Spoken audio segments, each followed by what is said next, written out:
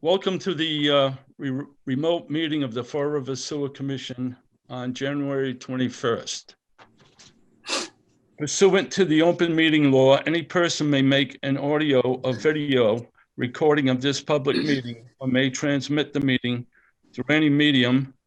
Attendees are therefore advised that such recordings or transmissions are being made whether perceived or unperceived by those present and are deemed acknowledged and permissible.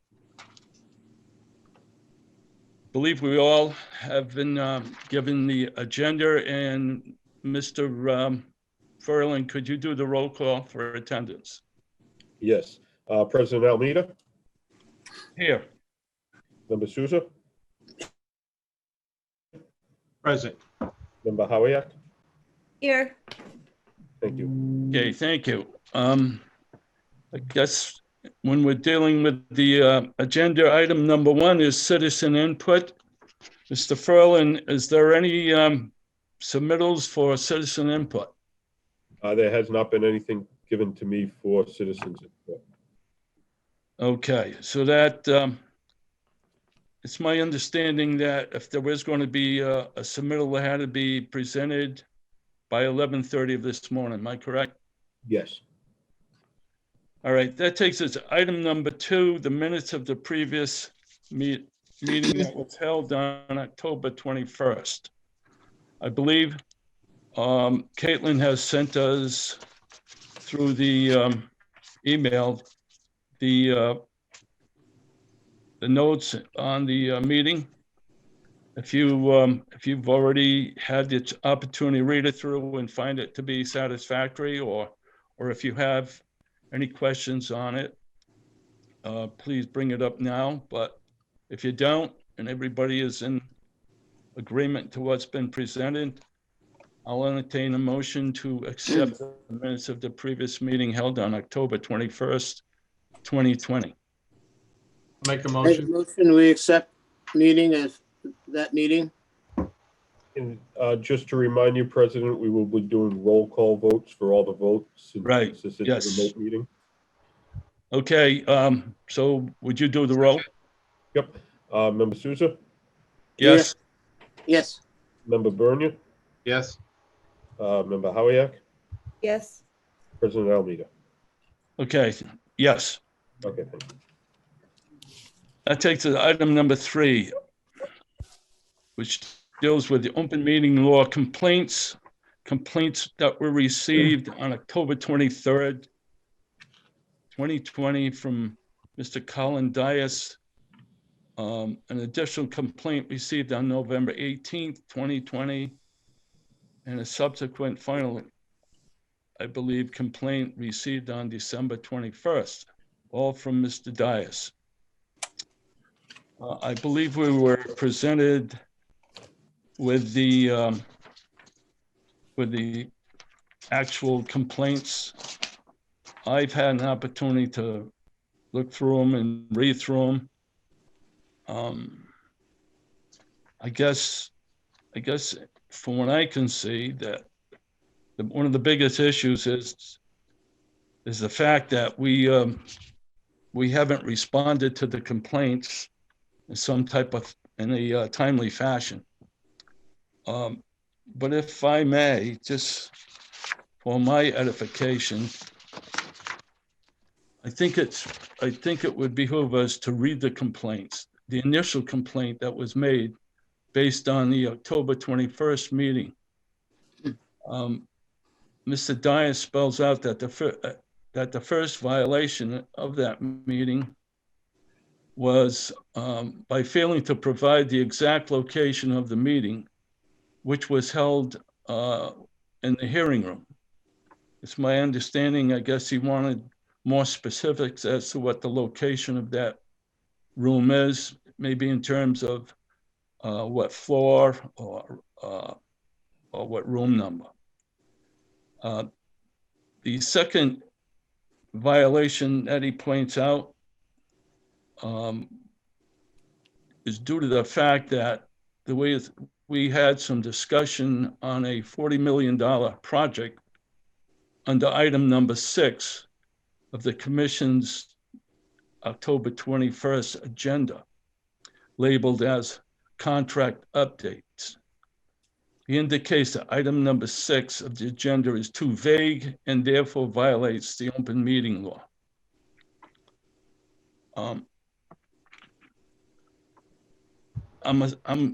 I think it would behoove us in the future if we were to have something a discussion of this nature again, that perhaps we can be a little bit more specific in terms of what the discussion actually is and what will entail, instead of just identifying as contract update.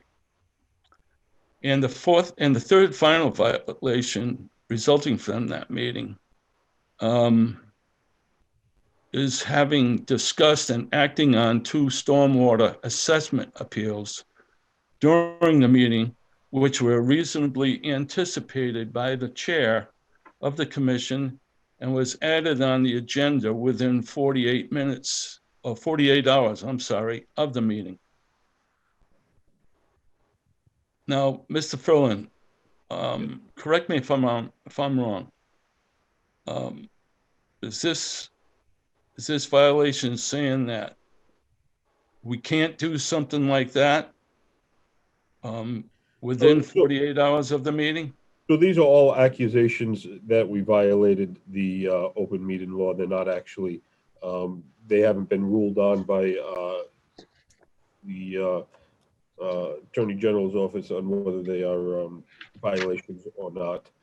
This is just a citizen's interpretation of the law and what they believe we violated. In relation to number 3, we did not have confirmation from the stormwater, from the property owners that were filed the stormwater appeal when we posted our agenda. Once we got confirmation that they were going to attend the meeting, we updated the agenda right away, and that can be done till right up before the meeting. Okay. As per the open meeting law. Yeah. All right. So So, I do not feel that we were in violation. If 48 hours before that, we knew that we had confirmation that they were coming and we did not put it on the agenda at that time, then we would be in violation, but we did not have confirmation that they would be attending. all right. So you feel confident that the tact in which we took was in compliance? I do feel it was within compliance of the law, yes. Okay. I guess the issue then becomes, when are we going to respond to the complaints?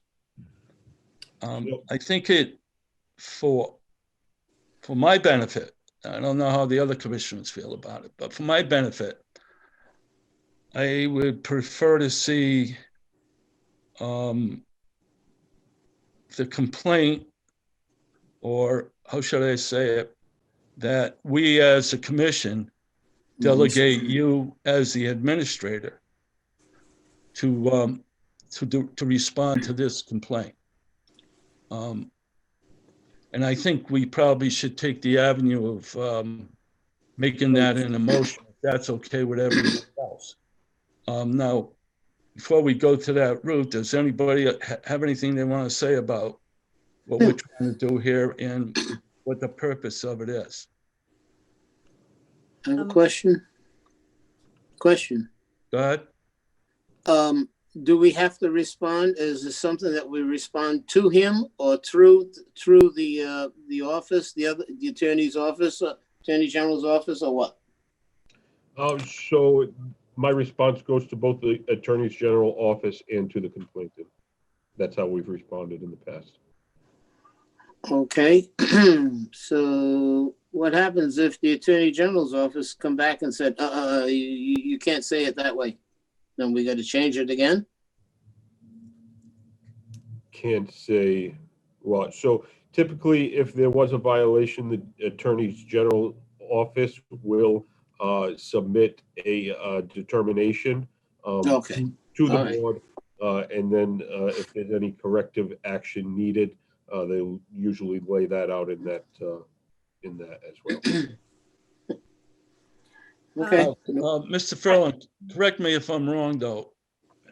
In a case as we have, when someone issues a complaint with respect to violations of the open meeting law, that we are obligated to answer it within 10 days of having received that complaint. Is that correct? Unless we've asked for an extension and are granted one by the Attorney General's office, yes. Okay, yeah, but that's the rule. You got 10 days to comply or to answer the complaint. Correct. And as you pointed out, if you feel you need more time, then we go to apply to the state for it. Am I correct? Correct, yes. And the one thing that I've, that I feel we have trouble with is that the law does require that you answer within 10 days. And it can't be, I can't be delegated to generally answer all ones that come in the future. They all need to go to the board. There needs to be a meeting, and there needs to be, if you want to delegate somebody to be able to answer those responses during a board meeting at that time. So that's the tough thing with the timeline. Because as you know, sometimes we don't have meetings. The board, we have many meetings throughout the year, and it may be 2 weeks till our next meeting, but at other times it may be a month and a half till our next meeting, till there's enough. Sounds logical. To have an agenda. Okay. So Paul, in my experience with the open meeting law violations, Yes. when they come in, if we don't have a meeting scheduled, then you or the clerk would need to contact the Attorney General's office and request an extension to respond. If we don't have a meeting scheduled for a couple of months, we would need to convene a meeting, even if that's the only thing on the agenda. And then we can refer it to the law department, or we can decide that you will file the response. Okay. Yep. Yeah, that makes sense.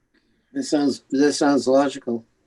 So in this case, if it looks like we're late, so no need to argue that we are late. We can just write in our response that in the future we will make that correction and make sure that we respond timely. Yes.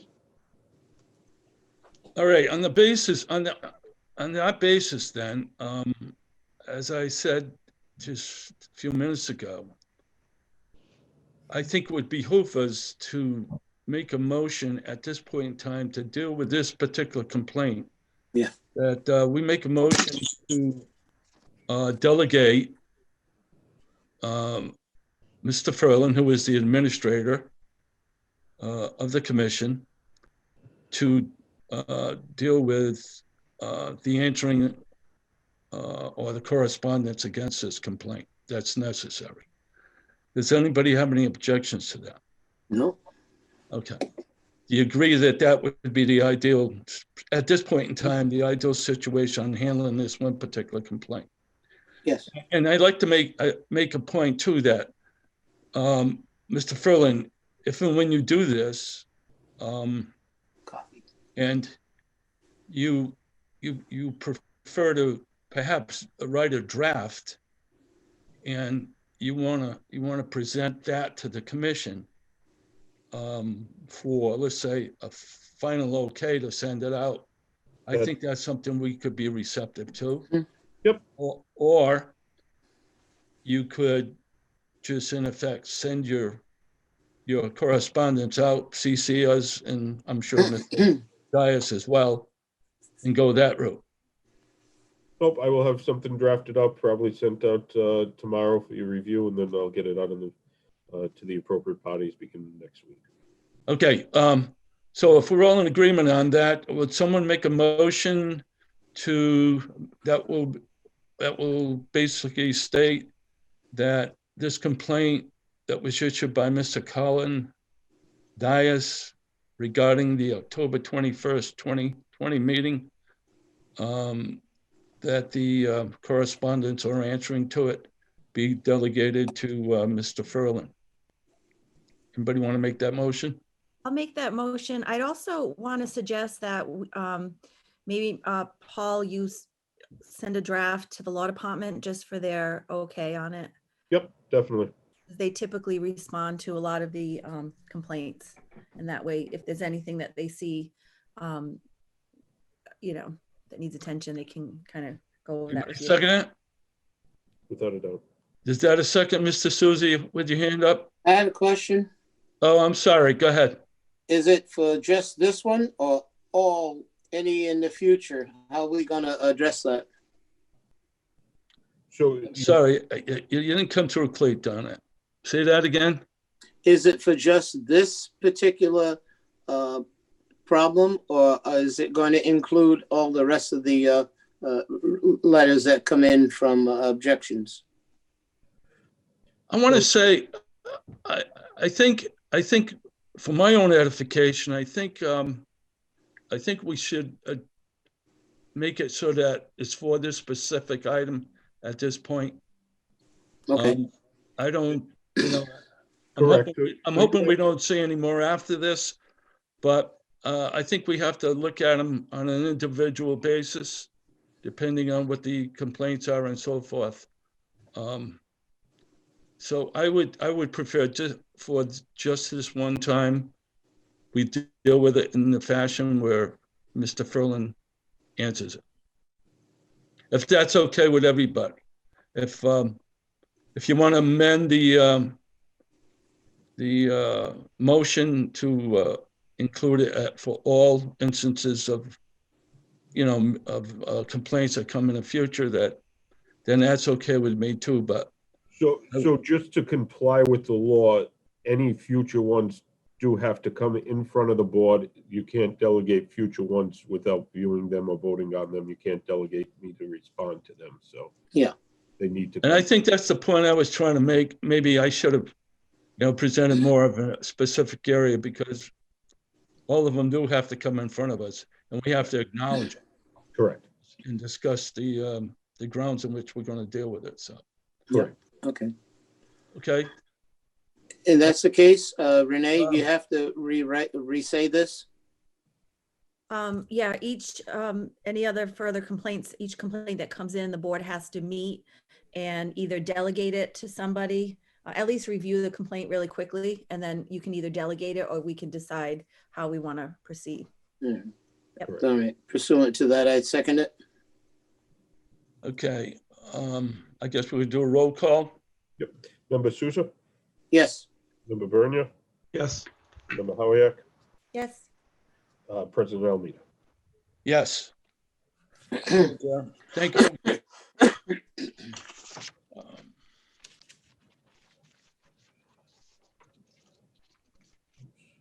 All right, that takes us to item number 4, which is proposed work order for Wood and Curran to the tune of $14,000. Work order number 16 to upgrade the OIT at Pump House 2 and the PTF scrubber building. I'm assuming this is all taking place down at the on the wastewater treatment plant. Am I correct? Yes. Okay.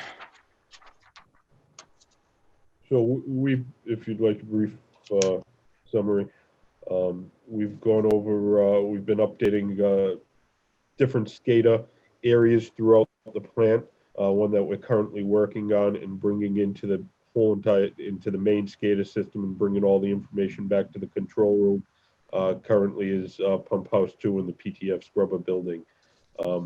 There are OIT screens, which is pretty much a touch computer screen, how the operators actually operate the SCADA system at those two spots. Those screens are old and dated. The SCADA, the actual graphics and the interface in them is dated and doesn't meet our current standards that we've set forward in the plan. So what we would like to do is replace those two OIT screens, the actual physical screens themselves, develop new SCADA screens to be able to go on them that comply with our current schematic scheme that we're running throughout all the plant and all of our remote facilities, then install those and train the operators on them. The total of this work order is $14,000. Am I correct in assuming that Woodward and Curran, they've been pretty active in this program? They initially started with us on the SCADA program. Am I correct? Yeah, correct. They've done a couple of projects for us. This is one that I've had them. They have a very strong SCADA department within their organization, and I have had them concentrating specifically on standardizing all the parts throughout the SCADA system at the wastewater treatment facility, standardizing all the screens.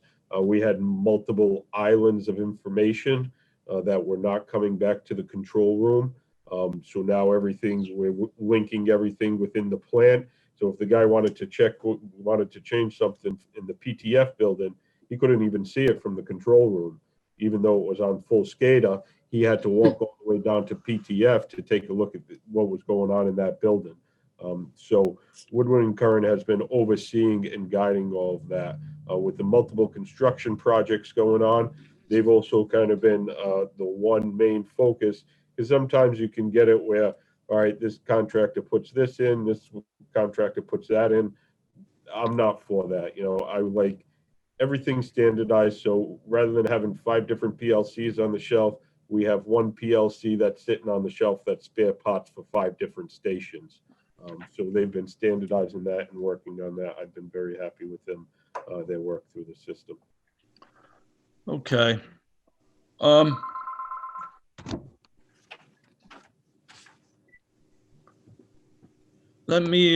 I got one question for you. We seem to be working on this particular project. We're working on the work order numbers. Yes. Is this, where does this fall under in terms of what major project is it? Is it part of the contract number 1 at the wastewater treatment plant? How's it work? So originally when we started the SCADA program with Woodward and Curran at the wastewater treatment plant, we did a general service agreement with them, and that's why this is work orders. That these smaller projects come through as work orders. So I look at them almost as a change order to the initial contract. And Right, that's so why, that works okay for you then? yeah, and that's why I bring them to the board for a vote by the board, these work orders, just because the policy is any change order over 10% of the initial contract needs to come back to the board. I have underneath 10%, but since these are called work orders, I kind of look at them as change orders. So that for safety, I bring them to the board for a vote. Okay. Anybody have any questions regarding this? No. All right. Anybody want to make a motion to approve work order number 16 to the amount of $14,000 to Woodward and Curran to upgrade the OIT at Pump House 2 and the PTF scrubber building? I make a motion. Second? Roll call. Member Souza, Yes. Member Bernia, Yes. Member Howiak, Yes. President Almeida. Yes. Okay.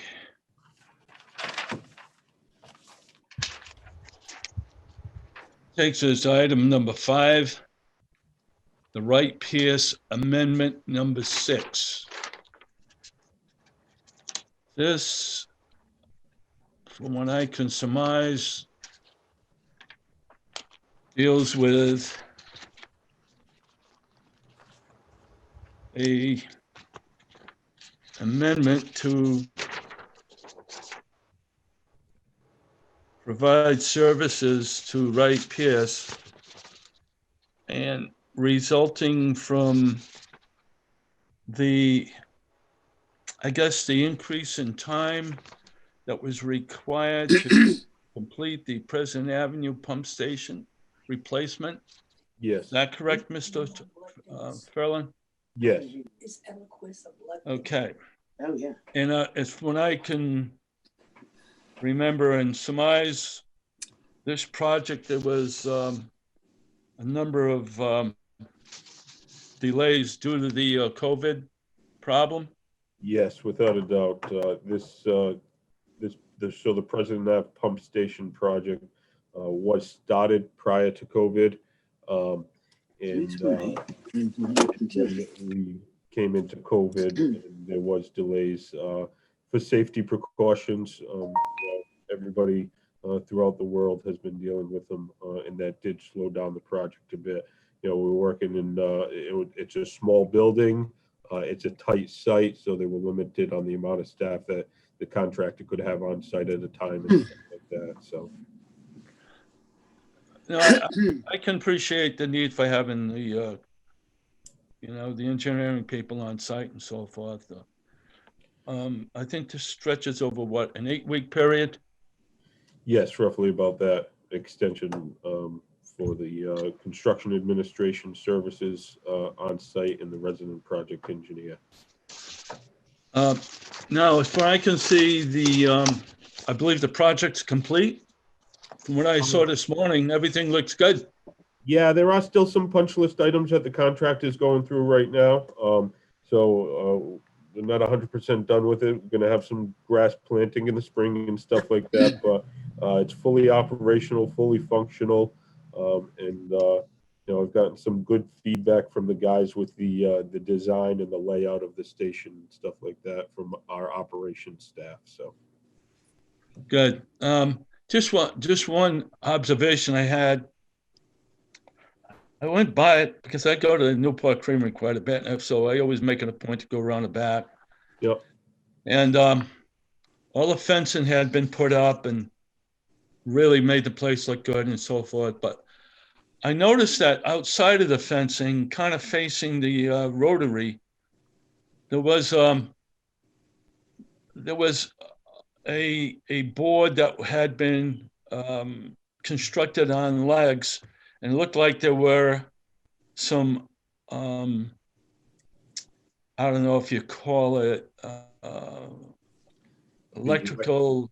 the electrical panels that are still there. Yeah, That's temporary. it was. Yeah, but I believe they've been taken down. I went by this morning and they're down. Yes, so I know I went by yesterday, they were still up. It was the temporary electrical panels that the contractor used when he was working on site. It was just outside the fence, and that is one of the punch list items for them to remove. All Well, right. So go ahead. they can't just disconnect it because it's got to be, it was tied in to the service. Power company has to disconnect it first, and then they can disconnect it themselves. I think We that can't, they just can't disconnect it and leave the wires hanging. Could I that believe be- that's all been. I think that's all been addressed, though. From what I saw, Okay.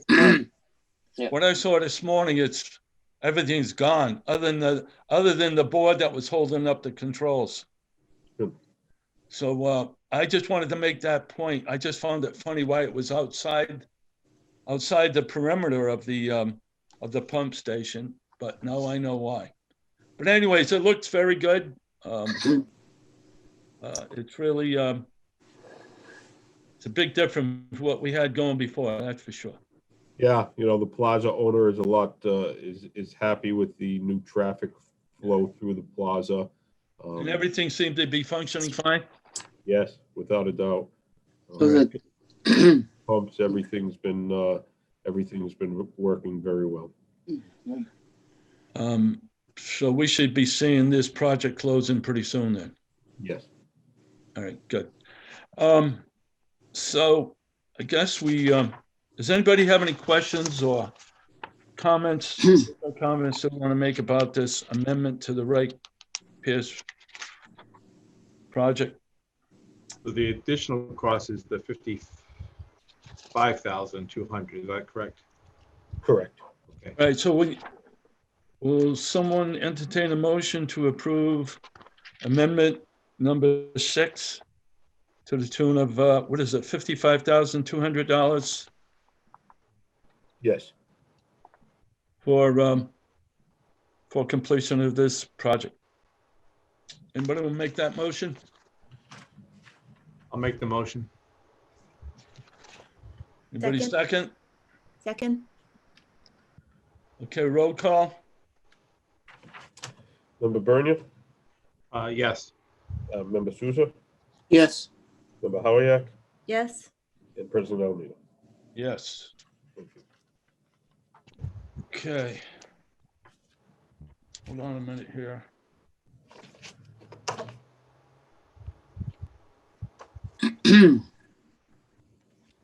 Believe.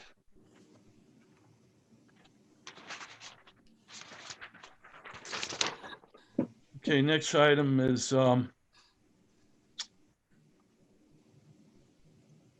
updates on ongoing projects. Yeah, so underneath this item number 6, there's no deliberation, there's no vote done by the board. This is for informational purposes for the board members. So this is where I lay out any ongoing projects or any administrative actions or contracts that have been done since the last board meeting, just for the board's information.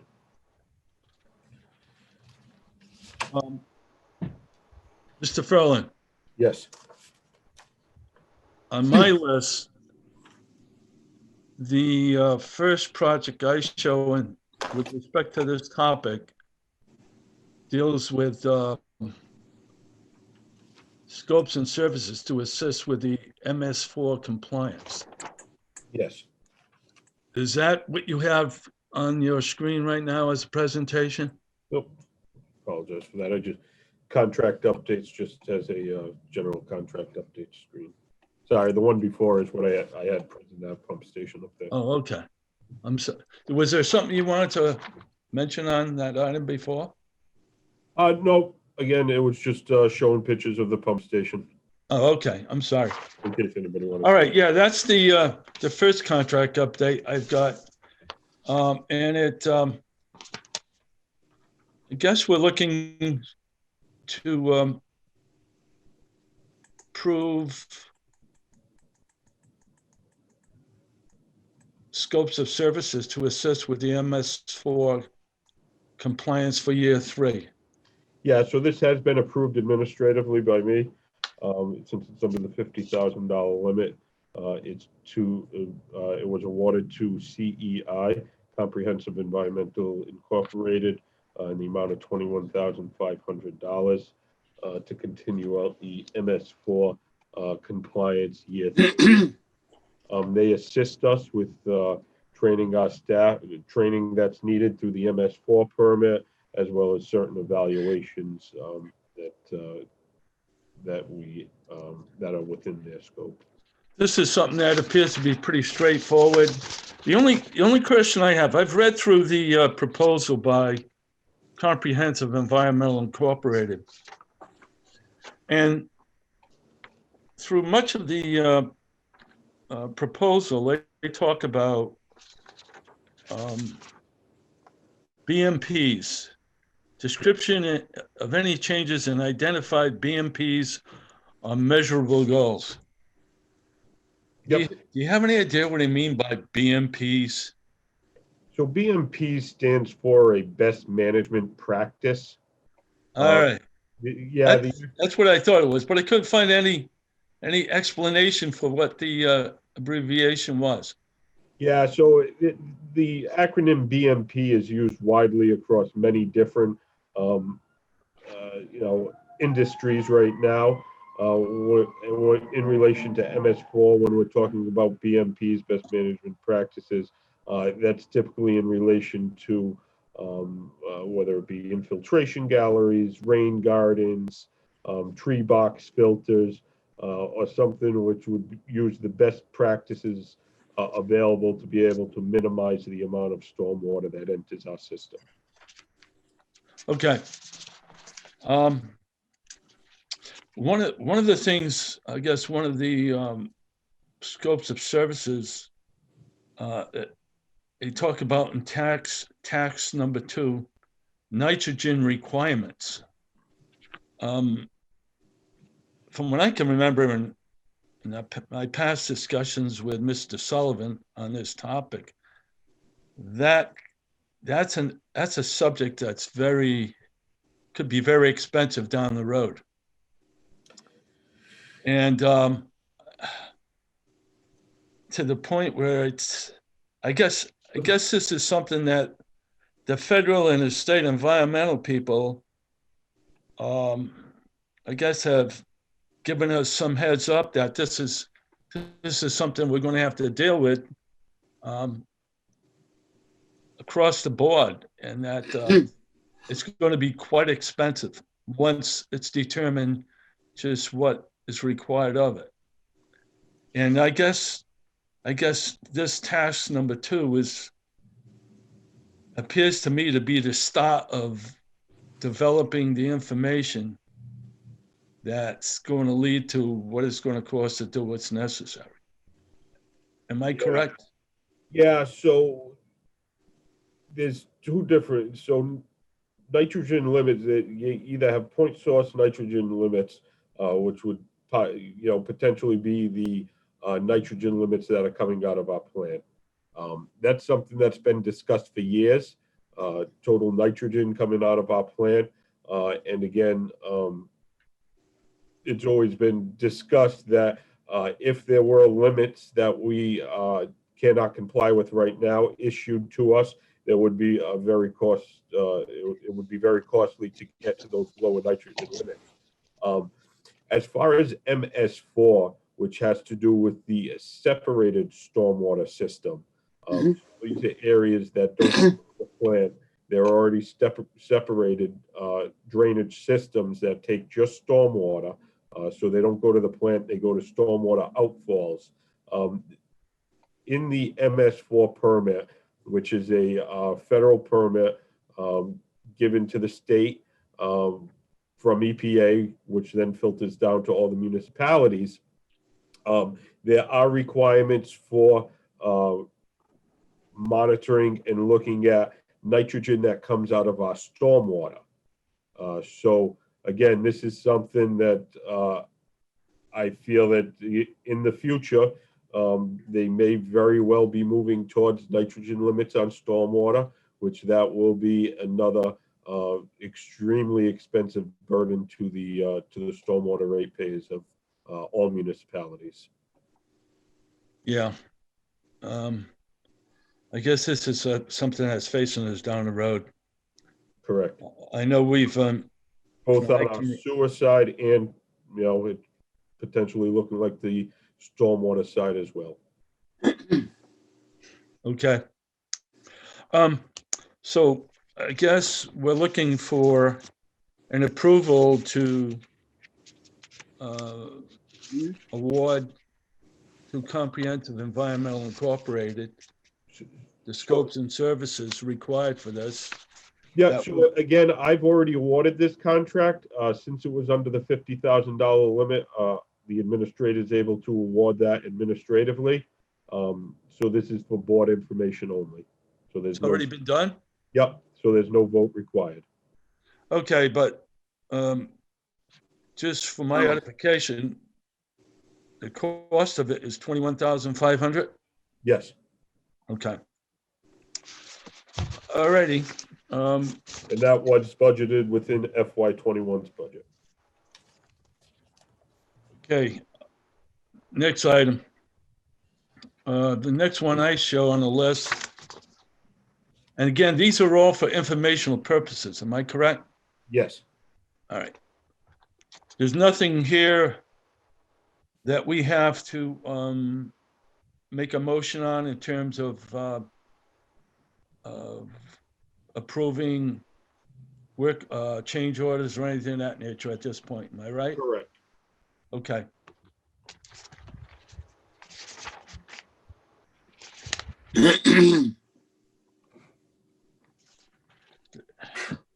And having gone through all of these, for my own edification, the Crest Brook drainage improvement, are we at the point where it is considered complete? Yeah, so that one's considered complete. The only thing that I did leave in here is because we are still doing the Route 24 crossing, which I kind of consider that as part of the Crestbrook drainage project. It's not part of the contract that we had, but that was approved at the last board meeting, the Route 24 crossing, to have Mass DOT have an agreement with Mass DOT to have them install the crossing on Route 24. So that's the only reason I did leave this in here. Okay. The next one is President Avenue Pump Station. That's being finalized, I can say. Yep. The Hyacinth Street drainage improvement. That appears to be just about complete. Yeah. Was there supposed to be some work to be done in the spring about providing some loam or something, or has that been done? That's all been done in the spring. The only thing is the contractor is going to come back, oversee the grass, aerate, to make sure that we get good grass growth on those lots. Okay. South End Pumping Station, that's ongoing. I went by that the other day. Are they having problems also with COVID?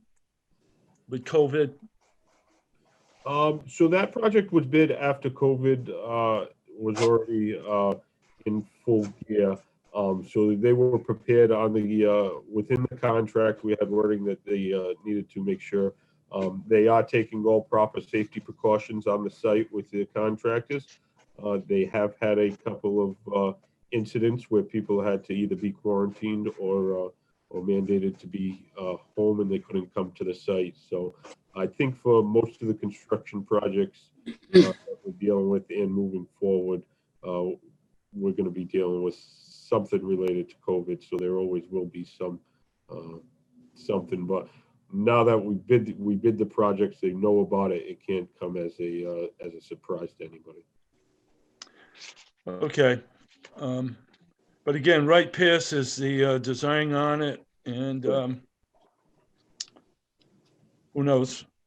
Yep. We might be faced with the same situation we had with, hopefully not, with the President Avenue Pump Station. Correct. And the next one is the wastewater building demolition and site electrical upgrade contract. Now that is ongoing. Yep. And that's a big one. Correct. And it looks like there are a number of potential change orders that are in the mix right now. Yes. Is that correct? Yes, correct. Okay. Having looked through all these myself, when you add them all up, we had a bond approval from the voters of several years back to the tune of $123 million. Correct. Just what we reviewed this morning, or with just right now, is approximately 40 million of it. And I'm sure there was some stuff done before this. So just off the top, Mr. Ferland, of the 123 million that we have permission to approve, how much have we taken up and started using? Would you say it's been 60 million? I mean, right now, what we just went through is approximately 40. And yeah. I know there was some stuff before that. Yeah, I would say we were in the 50 to 55 million range. There was a separate authorization for one of the projects that was included in here. So that didn't fall underneath that 123. But I would say we were probably in the $55 million range. We do have some other big projects coming up. All of that, the money, I track all of that exclusively well. And we do have the 123 million all for construction projects that will, constructions or studies that will be done or completed prior to 2025. I guess the point I'm trying to make is we've been pretty busy for the last 5 years, haven't we? Without a doubt. And it looks like we're going a lot more on our plate going forward. And, Yes, we do. I got to congratulate staff for taking on such a large project. And I just want to show my appreciation for the work you guys have done so far. Yeah, thank you very much. Okay, anybody have any comments about what we just go through or what have you? Again, this was all being presented for informational purposes, but please bring it up. If not, we'll entertain a motion, go to the next item on the agenda, which is other potential matters. Does anybody have any other potential matters? If not, I'll entertain a motion to adjourn. I have a question. Yes. Do we have a running list of per year what we have spent out of that 123? Yeah. Okay. So I keep an extremely comprehensive spreadsheet. If the board would like an update of what's been spent from that, I can provide that to the board. Is this something that we should know about, or is this something it's immaterial? I'll be more than happy to share that with the board so that you have the information. I will put it together and I'll get it out to you. Any financial information that's ever wanted by the board, we keep. I think we keep excellent records. We have stuff going back, 20 years on the financial. Oh, I know. Of the CSO. But I will. I'll break down just the most recent 123 and get that over to the board. Yeah, that we have a running tally. Yep. I don't know what we do with it, but anyway, I was just questioning. That's all. No? I have to run to another meeting, so if you guys are done, I'll do the motion to adjourn. Second. Roll call. Yes. Mr. Souza, yes. Yes. Member Bernia, Yes. Member Howiak, Yes. President Almeida. Yes. All right. Thank you. Happy New Year, everyone. Thank you, folks. Yeah. Thank you. Thanks. Appreciate your help.